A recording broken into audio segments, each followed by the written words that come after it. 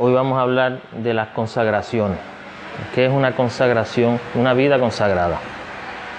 Y vamos a ver cómo eso nos toca a nosotros los laicos. ¿Okay? Entonces, igual que ayer, vamos a comenzar con una oración. Y ustedes van a repetir conmigo. Sumo alto y glorioso Dios, ilumina las tinieblas de mi corazón. Dame fe recta, esperanza cierta. Caridad perfecta.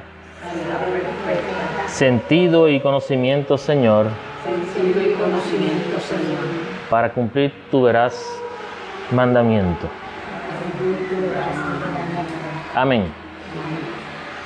Esta es la oración franciscana, ¿verdad? Para nosotros entrar, que nuestra alma entre en el entendimiento de la gracia de Dios, y podamos comprender las cositas que vamos a estar mirando hoy.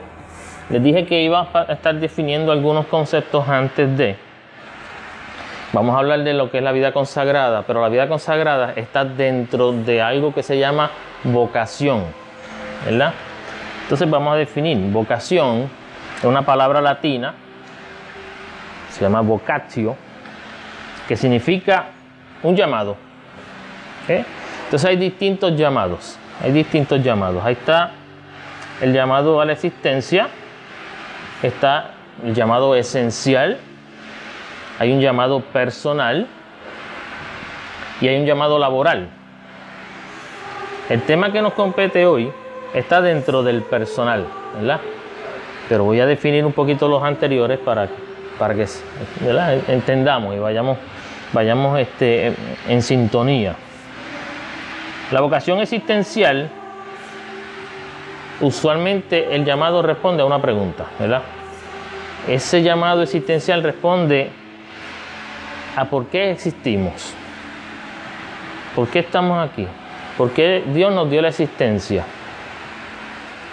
Podríamos elaborar 20 razones, quizá 20 más, pero realmente Dios nos crea para una sola cosa, para adorarlo. Entonces el llamado existencial es un llamado a la adoración a Dios. Ese es el primer llamado. Luego hay un llamado esencial. Ese responde a quién soy yo en el plan de Dios. ¿Quién soy yo? Y tenemos que tener en cuenta que Dios nos crea a nosotros únicos e irrepetibles, ¿verdad? No hay otro pelú, por más pelús que ustedes vean por ahí, no hay otro como yo, ¿verdad? Porque único e irrepetible, lo mismo sucede con cada uno de ustedes. Ustedes se pueden parecer a sus familiares, a sus hermanos, ustedes tienen un qué sé yo qué, que se parecen todas, ¿verdad? Pero no son iguales. Cada una es distinta. ¿Por qué? Pues porque hay un llamado esencial.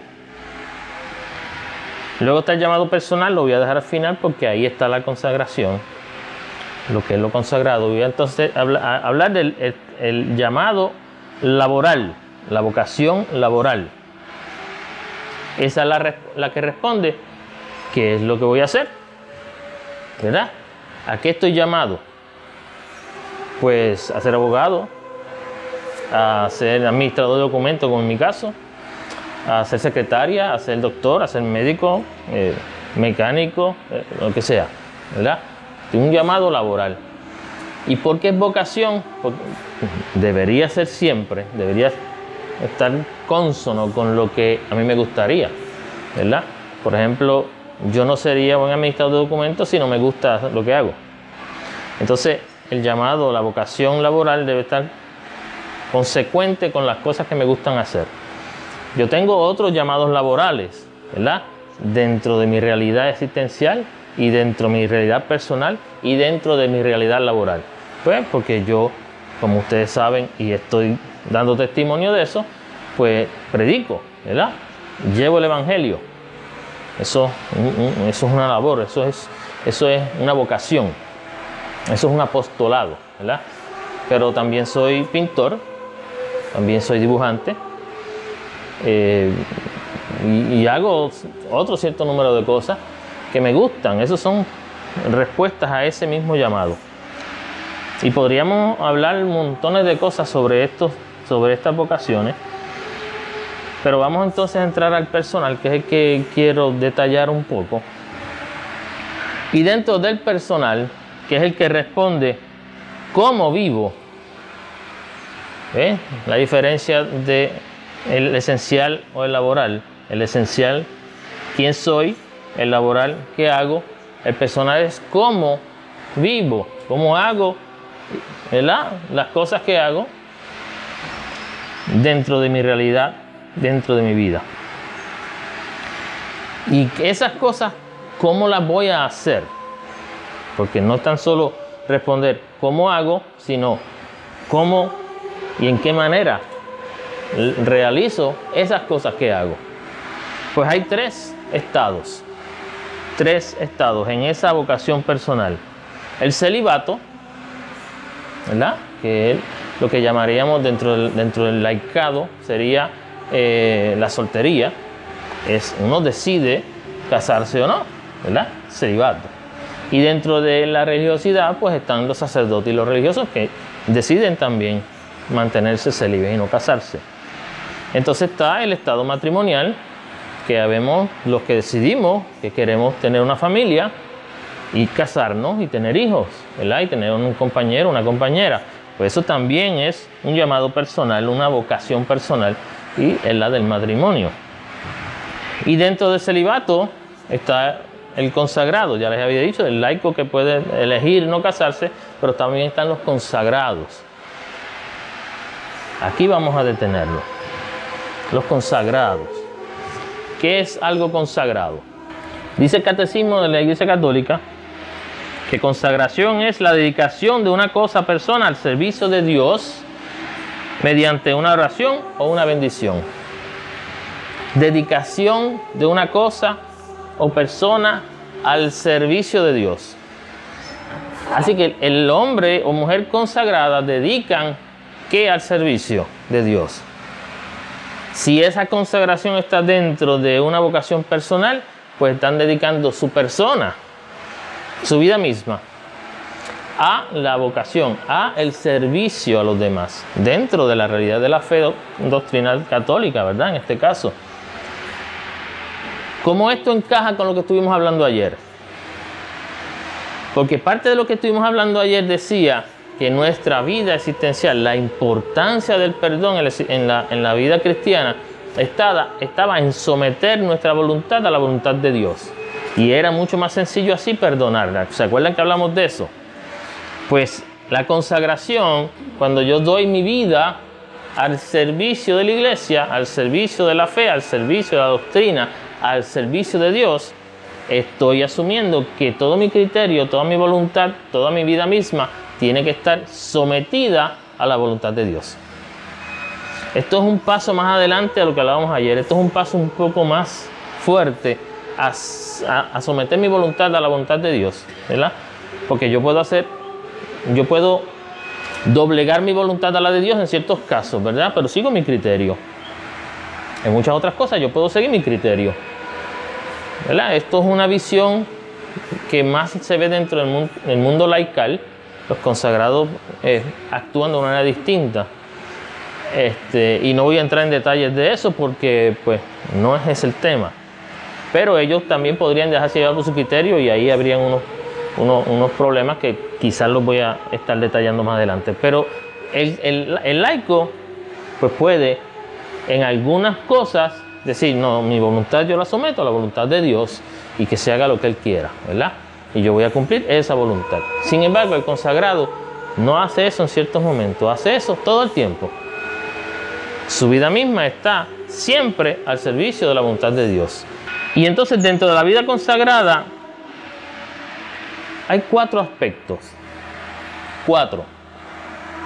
Y esto los vamos a ir mirando poquito a poco. Uno de ellos se llama radicalidad. Es el primer aspecto de la vida consagrada. Ellos son radicales. Radical proviene de la palabra latina, que significa raíz. Y la radicalidad significa no es otra cosa que aquello que nos decía Juan Pablo II, santo de la Iglesia, y nos decía Benedicto XVI, que hay que regresar a la raíz. tomando en consideración las palabras del mismo Jesucristo, ¿verdad? Yo soy la vid y ustedes los sarmientos, ¿verdad? Y nadie puede dar fruto si está separado de la vid. Y luego que pasó el coche fúnebre, no, era de mantecado para los que nos están viendo.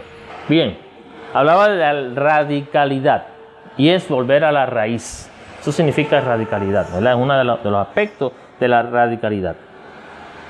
Está cercano a la raíz. En la realidad cristiana, pues ¿cuál es la raíz? Cristo. Y entonces los consagrados son radicales porque buscan acercarse a Cristo y están constantemente buscando estar más cerca de Cristo, quizás más cerca que los laicos. Dije quizás, no es que en esencia estén más cerca, sino que quizás por la vida que ellas y ellos escogieron hacer, pues se buscan acercarse más a Él. La raíz es la que alimenta, ¿verdad?, a la planta. Si tú sacas la planta de la tierra, sacas la raíz, a pesar de que tiene otra fuente de alimentación, que son las hojas, si no está la raíz puesta en la tierra, no se alimenta, ¿verdad? Entonces nosotros tenemos que estar sometidos también, sujetos también a la verdad que es Cristo, que es la raíz, que es la fuente de toda vida. El radical lo que busca es acercarse a la fuente de la verdad, a toda fuente de verdad. Y Jesucristo es un único camino, ¿verdad que sí? Sin embargo, Él utilizó diversas formas de mostrarnos ese camino. Entonces, esa diversidad la vemos en la vida consagrada. No todos los consagrados son iguales, ¿verdad? Cada consagrado tiene una forma distinta de llevar, de mantenerse cerca de la fuente de la verdad. Por ejemplo, dentro de la iglesia, el Señor Jesucristo, que es Dios, nos dio 7 fuentes de vida que conocemos como sacramento. Cada vez que nos acercamos a un sacramento, recibimos un poquito de fuerza, ¿verdad?, de vida, de la gracia de Dios. Porque el sacramento, la eficacia del sacramento está precisamente en que transmite la gracia de Dios. Entonces, el consagrado, ¿qué hace? Pues acercarse a esa fuente. ¿Que el laico lo hace también? Claro, pero la consagración va un poquito más allá. Esa radicalidad también, a veces lo vemos, la radicalidad la podemos ver como un hecho extremo, ¿verdad? Hoy en día se usa mucho eso, los deportes extremos, ¿verdad? Son cosas extremas. Este hombre es muy radical, esta mujer es muy radical, ¿verdad? ¿Por qué? Porque se va al extremo. El consagrado se va al extremo de la imitación de Cristo, al extremo. Las personas que vemos a un consagrado, por fuerza de la misma consagración, debemos estar viendo a Cristo. Y si no vemos a Cristo en el consagrado, algo mal ese consagrado está haciendo. Ellos tienen que ser extremos en ese sentido, radicales. Yo tengo que mostrar en todo lo que hago, en todo lo que digo y en todo lo que pienso a Jesucristo. Y el que me vea tiene que ver a Jesús. Eso es una forma de vida de la consagración. Estas mujeres que viven la vida de religiosas y dicen con toda propiedad, yo me caso con el Señor Jesús, son las esposas de Cristo porque están unidas a Él. Y a pesar de que son esposas, ellas mismas reflejan a Cristo. Y si no lo hacen, algo malo está ahí en su consagración. Esa es la esencia del consagrado. El consagrado llega a esa fuente y esa radicalidad se utiliza muchísimo 2 medios que también los laicos usamos. La oración, no podemos lograr estar cerca de Cristo si no oramos. Oración constante. Y la meditación, que nosotros los laicos tenemos el problema de que a veces no entendemos la diferencia entre una cosa y otra. La oración es el diálogo con Dios desde el corazón, que puede ser partiendo de nuestro propio intelecto, nuestro propio deseo, nuestro propio criterio, comunicarme directamente con el Señor, como puede ser a través de fórmulas que la Iglesia ya ha establecido, oraciones de fórmulas, como hablamos ayer. La oración por excelencia, el Padre Nuestro, ¿verdad? Es una oración de fórmula. Y nos acercamos a Dios a través de una de esas formas de oración. Pero también la meditación existe y es distinta de la oración. Y la meditación va más a adentrarnos en la vida evangélica. El cristiano tiene que ser evangélico y tenemos que quitarnos de la mente que el católico no puede ser evangélico, ¿no? Porque los evangélicos son una secta, que se diga, no. Los evangélicos son nuestros hermanos, que tienen distinciones y que ignoran ciertas cosas, pues sí, nosotros estamos llamados a mostrarles esas cosas que ignoran. Pero nosotros tenemos que ser evangélicos. Nuestra vida misma tiene que estar basada en el Santo Evangelio de Jesucristo, y si no es así, vana es nuestra fe, dice San Pablo. ¿Por qué? Porque el Evangelio nos muestra la vida de Cristo y también su muerte y su resurrección. Y la vida de Cristo es un ejemplo a seguir, que es otro de los aspectos de la consagración, que lo vamos a tocar ahorita. Yo tengo que ser evangélico, mi vida tiene que ser evangélica, y meditar en el Evangelio, como hacemos en el Santo Rosario, es una forma de meditación. El Santo Rosario es oración y meditación al mismo tiempo, porque oramos con oraciones de fórmula y meditamos la vida de Cristo cada vez que mencionamos uno de los misterios. Y usualmente hacemos una pequeña reflexión al misterio que estamos rezando, ¿verdad? Por ejemplo, ahora que estamos en Semana Santa, Martes Santo, hoy que es martes, de todas maneras rezamos los misterios dolorosos y hacemos una reflexión. El primer misterio doloroso, ¿verdad? Jesucristo orando en el huerto de Getsemaní. Y podemos hacer una reflexión, ¿verdad? Al cabo de terminar la cena, subió con los apóstoles y se puso a orar.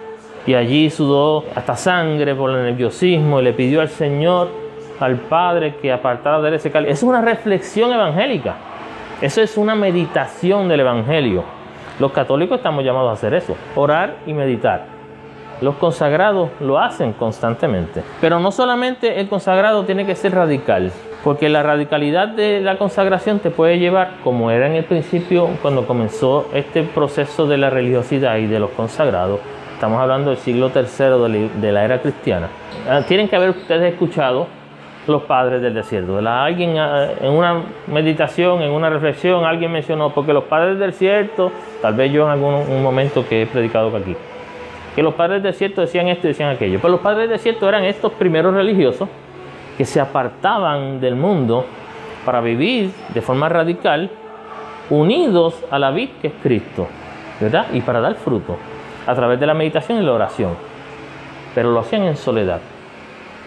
Y la soledad podría traer un problema, podría traer un peligro, nos puede llenar de soberbia. La soledad, porque entendemos que yo me separé del mundo porque quiero ser mejor cristiano, mejor hijo de Dios, pero en ese mejor se mezcla y mejor ser humano, y mejor que los demás, y yo estoy más arriba, y yo estoy pegadito de Cristo y aquellos no, y entonces caí en el peligro. Para evitar ese peligro, pues los primeros monjes que nos dieron reglas monásticas para los consagrados, hablaron de la necesidad de que haya, aquí entra el segundo aspecto de la consagración, de que haya vida en comunidad. ¿Por qué? No es que los anacoretas, los ermitaños y los que viven en soledad, los padres del desierto, estuvieran mal, no. Podrían caer en algún error, pero la comunidad les mantiene en humildad, porque todos tenemos dones distintos. Y hay personas que les gusta, no sé, pintura, el dibujo, la música, la predicación. Y entonces vamos a un lugar y predicamos y hablamos y llevamos el Evangelio. Y a ustedes les encanta. Ay, qué lindo habló el Pelú. Y entonces el Pelú llega a su casa hinchado. Yo hice, yo dije, ¿verdad? No fui yo. Les decía ayer, no sé si fue a ustedes que se los dije, pero me parece que sí, que Santa Teresa de Calcuta decía que ella era un instrumento de Dios, un lapicito de Dios, ¿verdad? Y que debemos todos dejarnos ser el lapicito de Dios para que el Señor escriba con nosotros lo que Él quiere escribir. Someternos a la voluntad de Dios es dejarnos usar por Él. Entonces no soy yo, no es el predicador, no es el sacerdote, no es la monjita, es Dios. Cuando estamos en comunidad, esas cosas no pasan, porque cuando yo llego el consagrado llega de la evangelización y bien hinchado, tiene que llegar a laborar con sus hermanos. Y entonces uno más de los hermanos en la comunidad o de las hermanas en la comunidad. Es uno más.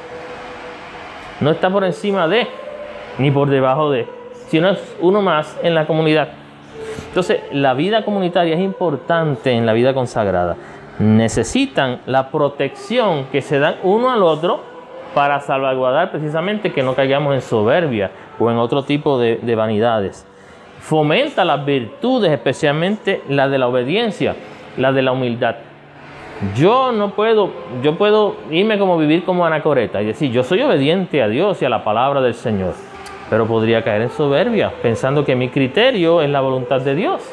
Porque como que no tengo nadie que me corrija y yo estoy interpretando la escritura como yo la estoy viendo porque estoy solito, pues yo interpreto que el Señor dice brinca y a lo mejor el Señor dice camina, ¿verdad? Pero yo brinco.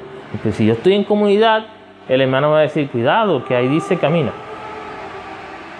Entonces, lo que hacemos es, cuando estamos en comunidad, lo que hacemos es protegernos unos a otros para no caer en problemas de soberbia, en problemas de cualquier otra situación que nos pueda llevar a una ocasión de pecado que obviamente nos llevaría a pecar. Así que la comunidad nos da protección, previene que si sucedan estas cosas, nos fomenta las virtudes, especialmente la obediencia. Y el consagrado vive a través de otro de los aspectos, que es el seguimiento.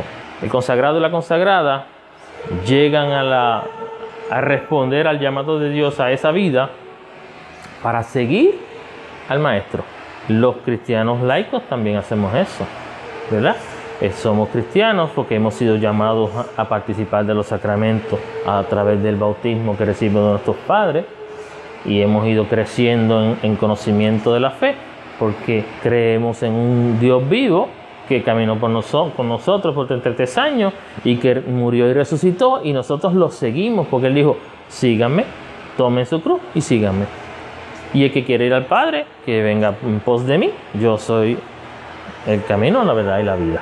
Y nosotros seguimos entonces los pasos del Señor. Pero el consagrado no tan solo sigue los pasos de Cristo en pobreza, castidad, obediencia, que no lo hacemos nosotros.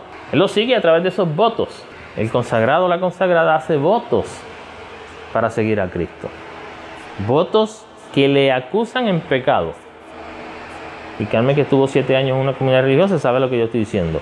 Si yo como religioso no cumplo con uno de los votos que hice, estoy en pecado grave, porque los votos me obligan en pecado. Entonces ellos siguen a Cristo no tan solo porque quieren seguir a Cristo, siguen a Cristo porque quieren ser otros Cristos.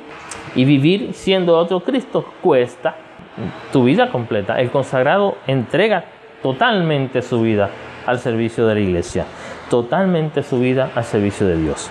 Y ese seguir a Cristo en pobreza no significa que yo voy a vivir como si fuera un deambulante. Aunque partiendo de Francisco de Asís lo dejó todo para vivir como los pobres, ¿verdad? Como si fuera un deambulante. Pero cuando vamos a la esencia de la vida cristiana, la vida de Cristo, Cristo no estaba en extremo de pobreza. Vivió y nació en la pobreza, pero era más como lo que somos nosotros. No era rico, posiblemente todo lo debía porque no tenía donde recostar su cabeza, pero aún así tenía que pagar impuestos, y pagar impuestos porque había algún tipo de ingreso. Y vemos en la Biblia solamente un ejemplo de eso. Él era el hijo del carpintero y trabajaba como carpintero, por lo menos antes de comenzar su vida pública. Así lo dicen algunos de los historiadores y teólogos que van, ¿verdad?, entran bien de lleno en la vida de Cristo. Pero él pagaba impuestos. En un momento determinado había que pagar impuestos y ellos tenían una bolsa común, ¿verdad?, para repartir a los pobres, pero Cristo no sacó dinero de la bolsa común para pagar. Le dijo a Pedro, ve a pescar allí al río, no al lago, no recuerdo cómo fue. Saca un pez y de la boca del pez vas a sacar un denario, paga para ti y para mí. Y entonces pagó los impuestos.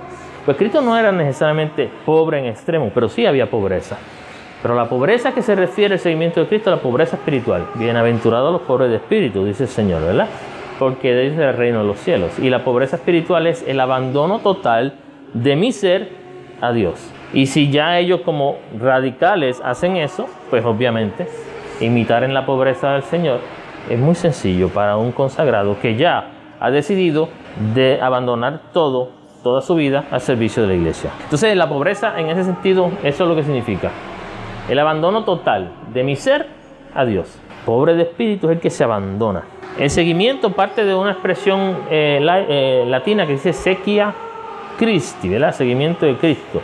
Y el seguimiento de Cristo no es otra cosa que vivir conforme a como Cristo vivió, ni más ni menos. A pesar de que Él mismo dijo, harán cosas mayores que yo. Pero la finalidad del consagrado es ser otro Cristo en la tierra, siguiendo al Señor. Ahora, Hay diversidad de carismas y este es el otro aspecto que define al consagrado. Diversidad de carismas. Carismas proviene de una palabra hebrea que se llama haris. Harisma significa regalo, don. Casi todo lo que viene de Dios es un regalo. Se van a dar cuenta por lo que hablé ayer, por lo que estoy hablando hoy, porque el Espíritu Santo me va a decir que hable mañana. Lo que Dios nos da siempre son regalos. Lo que Dios da, los carismas que el Señor da, no son por merecimiento del hombre, del ser humano. No es porque yo hice algo y actué de forma buena, hice un acto bueno y entonces por eso el Señor me va a regalar tal cosa. Pues ¿por qué no? Porque solo Dios es bueno. Y entonces si hay algo bueno en mí, vino de Él. Y no me va a premiar por algo que Él me dio. Me va a premiar porque Él lo quiere hacer. Se llama gratuidad. El Señor regala porque quiere, porque ama, porque le nace. Y entonces todo lo bueno que nace en mí es ya un regalo de Dios. Y aparte de eso me da otros regalos que se llaman carismas. Y podemos hablar infinitamente de los carismas del Espíritu Santo aquí. Pero tampoco es el tema. Nos desviaríamos. Pero el carisma en sí mismo, como por ser regalo de Dios, ya es una gracia. Ese carisma entonces es un regalo, un don que Dios nos da para que hagamos lo que tenemos que hacer. Dentro de la vida consagrada, los carismas son la forma en que se vive. El carisma tiene por obligación que tener una utilidad. Si no tiene utilidad, de nada vale. No es carisma, no es un don. Mejor esconderlo, no lo usemos. Tiene que tener utilidad. Y la utilidad de los carismas es hacer un bien a la iglesia y construir la iglesia. Esa parte a nosotros se nos va a hacer un poquito difícil de entender en Puerto Rico. ¿Por qué? Porque nosotros nacimos cristianos y vivimos en un país, aunque con gobierno laico, básicamente cristiano, donde no hemos tenido la fuerza de la persecución como ha pasado en otros países y pasa en otros países. Pasó en México, por ejemplo, y está pasando en los países de Asia y en los países de Oriente. Nosotros no tenemos ese problema por ahora y espero que no lo tengamos nunca. Sin embargo, siempre hay gente en Puerto Rico que desconocen de Dios. El llamado al consagrado es construir la iglesia allí donde no conocen a Dios. Llevarle la fe y la esperanza a aquellos que no saben que hay fe y esperanza. Hablarles de Jesús a aquellos que no han escuchado de Jesús. Porque por diversas razones, aunque no lo podamos entender, aunque no lo podamos creer de momento, en Puerto Rico hay mucha gente que todavía no saben de Dios y que están siendo confundidos por 20 otros movimientos que existen en Puerto Rico y otras religiones que existen y herejías dentro de la iglesia que confunden a la gente. El llamado al consagrado es primero a tener un conocimiento real de la palabra de Dios y de la doctrina y del magisterio y llevar ese conocimiento no por él mismo, sino siendo Cristo, sino siendo ellos Cristo a aquellos que desconocen. Entonces, en ese sentido, van a construir. Y por eso es que el carisma tiene que darle a la iglesia, al consagrado, armas, herramientas y adornos. Armas, porque existen muchos errores. El enemigo inculca en la gente el error, la herejía, para apartarnos de Dios, para que no seamos partes de los sarmientos, para que no estemos unidos a la fuente de la verdad. El enemigo lo que hace es inculcar estos errores, ¿para qué? Para apartarnos de Dios. Y aquellos que desconocían de Dios buscan la forma de tapar. No, por aquí no, si entra por aquí lo ve, no, por aquí tampoco. No les permite, ¿verdad? Que conozcan de Dios. Las herramientas, entonces, las armas que el carisma da, es la defensa de la fe. Es llevar la doctrina a los que no lo saben. Es darle conocimiento a aquel que no lo tiene. Es llevarle esperanza al que cree no tenerla. Es llevarle un poquito de gracia y un poquito de fe y un poquito de amor al que nunca lo ha sentido. Es llevarle el conocimiento de Cristo mismo a los que nunca han escuchado hablar de Cristo. Entonces es un arma que da el carisma. Hay unas herramientas también para construir ¿qué? Iglesias, construir comunidades de fe, hacer puentes. Por eso es que son otros Cristos los consagrados, porque Jesús significa puente, el pontífice. el que une un extremo con otro, hablando de la extremura de la radicalidad del consagrado. Cristo une un extremo a otro, y los consagrados, siendo otros Cristos, tienen que construir esos puentes entre las culturas. Especialmente en culturas fuera de Puerto Rico vemos eso. Los misioneros que van a países donde no conocen, donde no son cristianos, a hablar de Cristo y hacer puentes entre la cultura que esta gente tiene y con lo que crecieron siempre, para que esa cultura se amolde al Evangelio del Señor Jesús. Eso se llama construir puentes, eso se llama inculturizar, ¿verdad? Que lo vemos en la doctrina social de la Iglesia. El cristiano está llamado a ¿qué? A hacer un puente entre una cultura y otra para poder ayudar a aquel que está necesitado. Pues esos son carismas de la Iglesia, carismas del consagrado, herramientas, ¿verdad?, para construcción. Pero el consagrado también necesita otro carisma, que es el de los adornos. Porque ustedes imaginan si todos los evangelistas y todos los misioneros y todos los franciscanos y todos los consagrados fueran tan feos como yo, pobrecita de la Iglesia. Necesitamos gente linda, ¿verdad que sí? Hay que adornar la iglesia, la fe hay que adornarla con belleza. ¿Qué es lo que nos dice el mundo? Va naciendo un joven, va creciendo un joven en este tiempo, pero podemos hablar de 40 años atrás también, pero en este tiempo, ustedes ven un joven creciendo y ven en la televisión, ¿qué? Belleza. Para ser un hombre de éxito, tú tienes que ser un hombre bello, tener dinero y un auto deportivo y andar con 2 rubias al lado, que también tienen que ser hermosas también. Y la mujer, para ser exitosa, tiene que ser hermosa, tiene que tener proyectar esta cosa, ¿verdad?, de ser, de la verdad, de lo bonito, de qué sé yo qué. Pero todos están apartados de Dios. Y el que va creciendo, ¿qué piensa? Que para ser feliz tiene que vivir apartado de Dios y unido a las cosas del mundo. La iglesia entonces tiene que contrarrestar esto con adornos de belleza espiritual. ¿Y qué más bello que la Virgen María? ¿Qué más bello que un Santo Rosario? ¿Qué más bello que la ayuda al necesitado? ¿Qué más bello que una palabra de aliento al que está triste?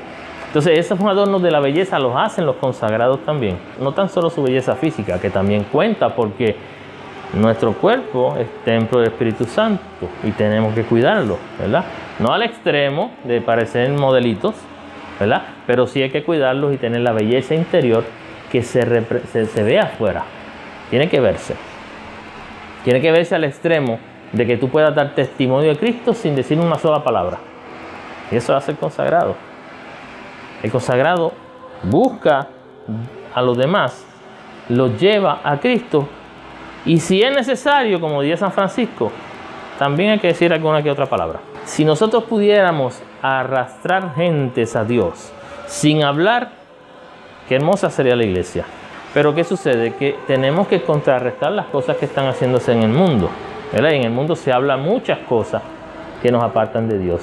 Pues los que tenemos un poquito de conocimiento tenemos que poner eso en práctica para hablar de las cosas de Dios y desmentir todas las mentiras que el mundo nos dice. Cómo la consagración, cómo la vida del consagrado nos toca a nosotros, y voy con esto cerrando. Cómo nos toca a nosotros los laicos que no vivimos esa consagración. Pues viviendo una consagración a través de alguna devoción particular.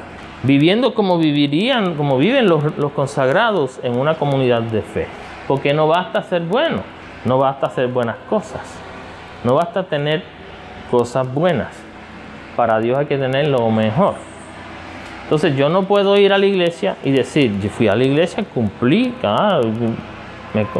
me confesé y estoy yendo a un grupo de formación y qué chévere. Pero veo al ambulante y le paso por el lado. Veo al necesitado y no lo asisto. Veo la necesidad en el prójimo y me hago el loco. No, vamos a vivir esa consagración también. Vamos a vivir eso como laicos, buscando ser otros Cristos en la tierra. Y que aquello que yo haga marque, no para mi beneficio, sino para que en el otro crezca el amor de Cristo. Y en el otro, que cuando crece el amor de Cristo, entonces yo voy a recibir el beneficio allá arriba en el cielo, ¿verdad? Pero si yo vivo la vida diciendo que soy cristiano, pero no actuando como un consagrado, que los consagrados son otros Cristos en la tierra, pues vana es mi fe y flaco mi servicio a la iglesia. Por eso es que hay unas vertientes dentro de las consagraciones en las que Carmencita y yo tuvimos el privilegio de pertenecer, que se llaman órdenes terceras. Y en esas órdenes terceras, aunque no hay consagración, sí hay profesión de fe y vivimos poder religioso siendo laicos. Y eso es para que seamos ejemplos a otros laicos. Y a pesar de que ya yo no pertenezco a la orden tercera franciscana, yo sigo viviendo como franciscano. Y sigue siendo San Francisco de Asís quien guía mi vida, porque él es el mejor imitador de Cristo. Y mi carisma sigue siendo franciscano y seguirá siendo franciscano hasta que el Señor me llame a la casa del Padre. Vamos a vivir nuestra vida consagrada a Dios. Vamos a entregarnos del todo de forma radical. Vamos a irnos al extremo del amor de Dios. Vamos a ser otros Cristos en la tierra. Y para ello, les había dicho ayer, el mejor paradigma que tenemos se llama la Virgen María. Así que nuestra oración final va a ser en honor a ella. Vamos a orarle a la Virgencita para que todo aquello que aprendimos hoy, todo aquello que escuchamos, se quede en nuestra mente, lo podamos entender en nuestra razón, pero también pase a nuestro corazón y haga en él una forma de vida. Le rezamos a la Virgen María diciendo: Dios te salve María, llena eres de gracia, el Señor es contigo, bendita tú eres entre todas las mujeres, y bendito es el fruto de tu vientre Jesús. Santa María, Madre de Dios, ruega por nosotros pecadores, ahora y en la hora de nuestra muerte. Amén. Les recuerdo a los que nos están viendo en YouTube que vamos a estar haciendo ahora un pequeño espacio para preguntas en caso de que haya alguna pregunta. Si ustedes tuvieran preguntas, pues las pueden hacer en el canal y en la medida que yo pueda las voy a estar respondiendo. Dios les bendiga. Mañana vamos a estar tocando el tema que el Espíritu Santo quiera.